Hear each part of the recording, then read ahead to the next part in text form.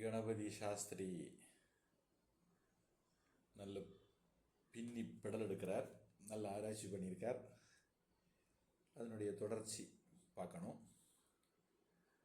அப்போ சாணக்கியர் யாக்ஞவல்கிய மகரிஷி காலத்துக்கு பிறகுள்ளவராக இருப்பார். ஏன்னா சூத்தர் வைசம்பாயனர் பிறகு யாக்ஞவல்கிய மகரிஷி. அதற்கு சங்கருடைய சீடர் உரை எழுதியிருக்கிறார்.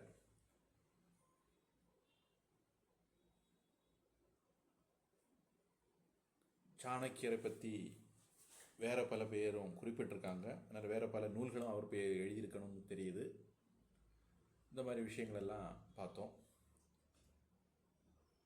இப்போ இந்த நூலுடைய பெருமை, நூற்பெருமை.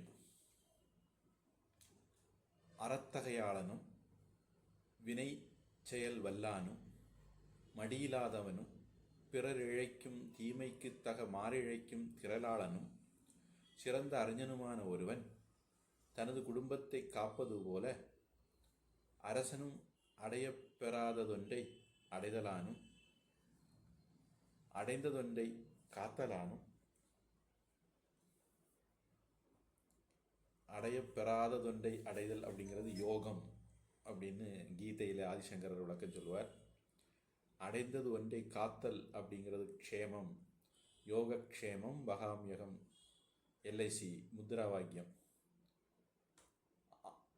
ஆக்கம் காவல், யோகம் க்ஷேமம் என்னும் இரண்டையும் எய்தி தன்னாட்டில் உள்ள குடும்பங்கள் அனைத்தையும் காக்கத்தக்க கருவிகளை பொதுவாகவும் சிறப்பாகவும் இந்நூல் கூறுகின்றது. குடிகளிடமிருந்து இறைவாங்கும் முறைகளையும் ஈட்டிய பொருளை செலவு செய்ய வேண்டிய நெறிகளையும் கூறியுள்ளார்.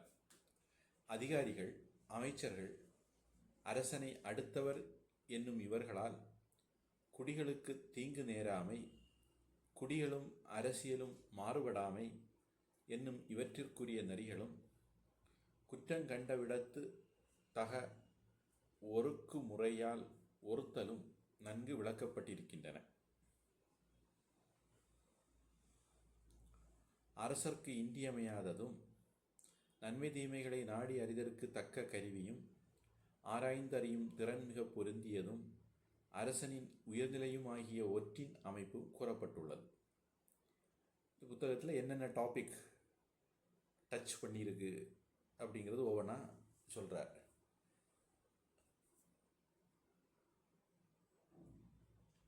பனிஷ்மெண்ட்டு, யோகக்ஷேமம், ஸ்பை நெட்வொர்க்கு,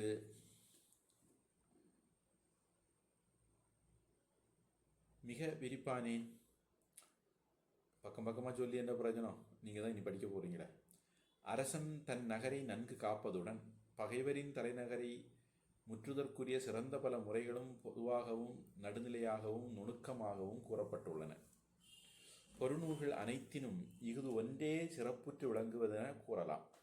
முன்னோர்களின் அரசியல் இந்நூநெறியை கடைபிடித்தே நிகழ்ந்தமையின் சீரும் சிறப்பும் எய்தியதென இப்பொருநூலால் அனுமானம் செய்கின்றோம்.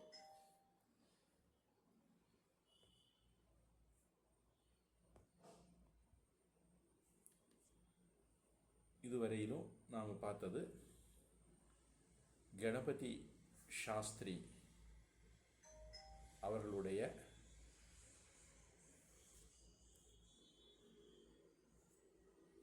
உரை.